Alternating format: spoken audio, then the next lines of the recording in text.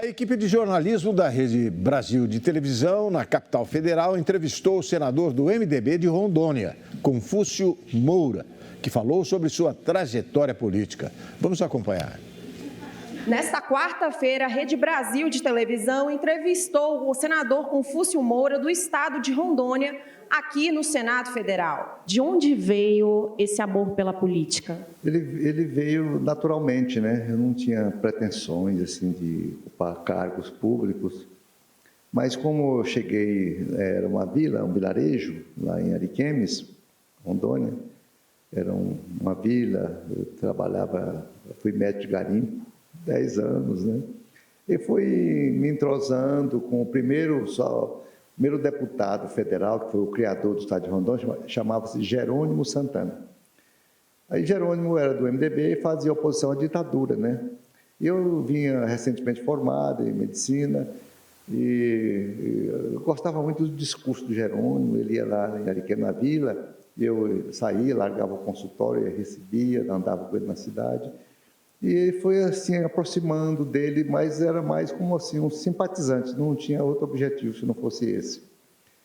E, posteriormente, ele ganhou para o governo do Estado, e um certo dia ele chegou lá no meu hospitalzinho e me fez o convite, falou: Confúcio, eu quero que você seja meu secretário de saúde. E eu falei: não, Geraldo, eu não posso ser secretário de saúde não, porque eu mal conheço Porto Velho, não conheço nada público, eu sou médico privado, de interior, sei tratar de bicho de pé, piolho, essas coisas, né? E ele, não, essa é você, eu não dei resposta, não, fiquei negando aquilo. Aí eu tinha um cunhado que era senador, Irã Saraiva, na época, e ele usou o Irã para me convencer, né? Depois de 30 dias para eu ser secretário, eu não tinha a menor condição de ser secretário, porque eu não tinha formação para aquilo. Eu não queria, porque eu não tinha conhecimento para ser secretário de Estado. Ele insistiu tanto, eu terminei indo, aceitando, e nessa brincadeira não saí mais. Isso foi em 87, eu filiei ao MDB em 81, 82, e foi o único partido e nunca mais saí da política. Né, dessa experiência como secretário, aí viciei, estou até hoje aqui, disputando cargos, né? Senador, o que o senhor considera, quais são as melhores qualidades que o senhor considera importantes para esse cargo de senador? Primeiro, o senador depende uma pessoa experiente, né? Tem que ser maduro, porque a Câmara, o Senado, ele representa o Estado e a Câmara representa o povo. A Câmara pode ser mais barulhenta, a Câmara pode representar mais as manifestações de rua, o Senado é mais moderador. Ele conserta, entre aspas, o que vem da Câmara. Ele não tem aquela velocidade da Câmara, a pressa da Câmara, que a gente vai mais com calma, porque são geralmente políticos que já foram governadores, políticos que já foram deputados, políticos que já foram prefeitos de grandes cidades.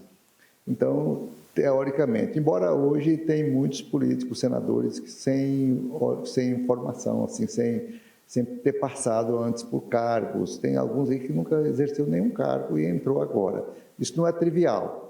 O Senado é mais maduro, né? Mais ajuizado, entre aspas, tem que ser assim. Então, esse é o modelo que tem que ser um senador, né? Defender a imagem do Estado brasileiro, as grandes causas, as grandes políticas é conosco. Senador, o senhor é presidente da Comissão de Infraestrutura aqui no Senado. E uma pauta importante no Senado e na comissão foi o combustível do futuro. Por que é tão importante assim um projeto como esse para o Brasil? Eu tenho esse combustível do futuro, porque o Brasil já é detentor já das energias mais limpas do mundo, através das hidrelétricas, não é? Nós temos muito, depois entrou a energia solar, a energia eólica, que hoje domina o Nordeste brasileiro, que já está com um percentual significativo de energias, E agora nós estamos introduzindo, até o relator do Energia do Futuro foi o senador veneziano, que são justamente todas as demais formas de energias limpas, né? A biomassa, o que é a biomassa? É tudo que é bagaço de cana, restos de madeira, por exemplo, o gás metano, que sai dos aterros sanitários, não é? E, enfim, o biodiesel, né? Agora, o biodiesel de várias origens, do Dendê a Macaúba, tudo produzindo, tudo isso deve ser adicionado, por exemplo, nessa transição, aos combustíveis fósseis, que é, por exemplo, o petróleo. Então, com esse avanço das energias, por exemplo, eólica em alto mar, que é offshore, estamos discutindo agora, todo esse processo de transição energética que nós chamamos de PATEM, estamos votando também na nossa comissão essa transição. Então, a gente caminha o Brasil para ser uma referência mundial. E entra também aí as pequenas... Normalmente, quando a gente fala energia nuclear, causa um espanto, as pessoas, medo de radiação, medo de um vazamento. E acontecem acidentes como Chernobyl e outros tantos. Mas os pequenos reatores mais seguros, não precisa dessas grandes usinas, eles também são muito importantes e é uma forma de energia limpa. Isso deve se caminhar também para as energias do futuro. Embora o Brasil não coloque isso na pauta imediata, mas é um assunto que o mundo discute também, que são as energias nuclear, sobre nova formatação dos pequenos reatores. Senador, mudando um pouco de assunto, considerando o aumento de casos de dengue no Brasil inteiro, quais as medidas prioritárias que o senhor acredita que podem ser necessárias para controlar essa epidemia? A dengue é uma doença transmissível pelo mosquito Aedes e que todo mundo sabe o que fazer. Ela depende de todas as ações do Serviço Público de Orientação, das grandes campanhas, e também da conscientização da população.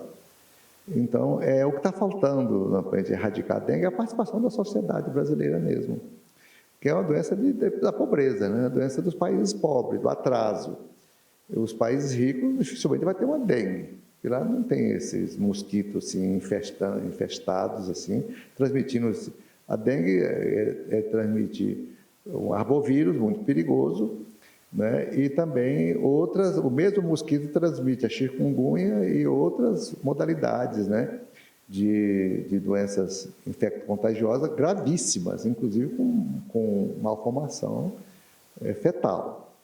Então, é um assunto de saúde pública que deve ser encarado pelo governo como para chamar atenção, às vezes chegar até punir esses terrenos baldios, esses terrenos criadores de mosquitos, que tem que ser mudado, a estratégia tem que ser mudada. Esse negócio só de bilhetezinho, de placazinha aqui e acolá, não está resolvendo. Cada ano está piorando a doença no Brasil e tem matado. A dengue hemorrágica mata, né? Então, é um assunto gravíssimo e sério. E ainda não temos as vacinas seguras para aplicação. Senador, para fechar, em relação à educação, como é que o senhor enxerga o Brasil, como é que o senhor enxerga a educação nessa atualidade? É uma pena se não puder elogiar o Brasil na educação, né?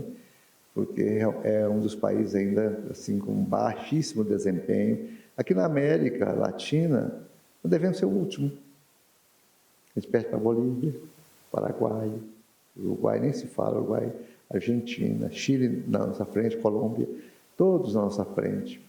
Então, o Brasil tem uma dificuldade crônica de reagir. Embora tenhamos assim muitos movimentos e grandes especialistas, grandes políticos, defensores da educação de qualidade, desde o ano de 1930, desde o fim do século XIX, que já tinha senadores brigando pela educação. Cristóvão ficou aqui 16 anos falando de educação, Cristóvão Buarque.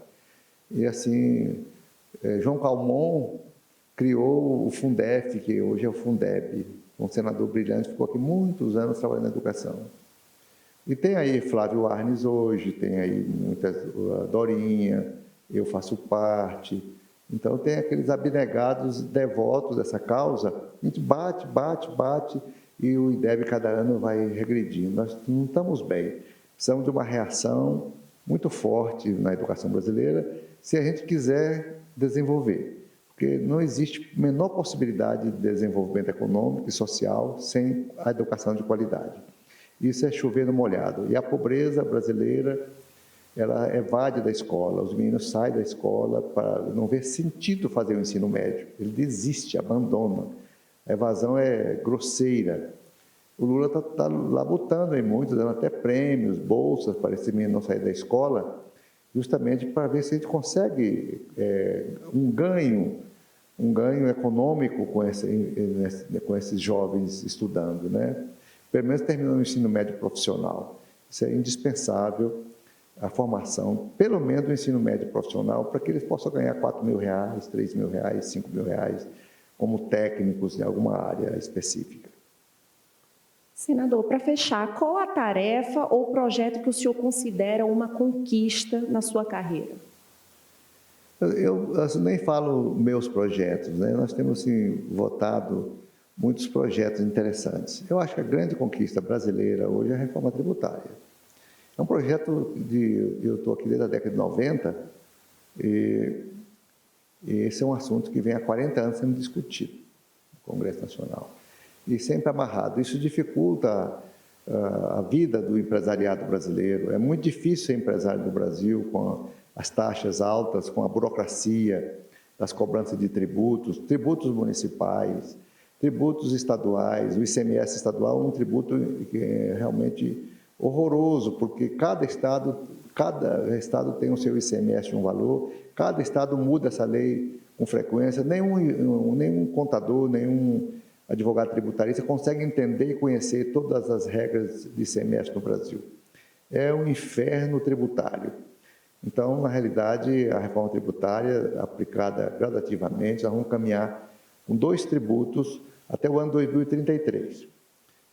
Os tributos velhos, que nós conhecemos, eles vão morrendo e vai entrando o IVA, o IVA, que vai entrando gradativamente, que é um imposto sobre serviços, que ele tem o federal, tem o estadual, que eles vão caminhando em paralelo e vai assumindo, enquanto um fundo compensador vai sendo implantado. Então, 8 anos para frente, nós temos aí para amadurecer a reforma tributária plena.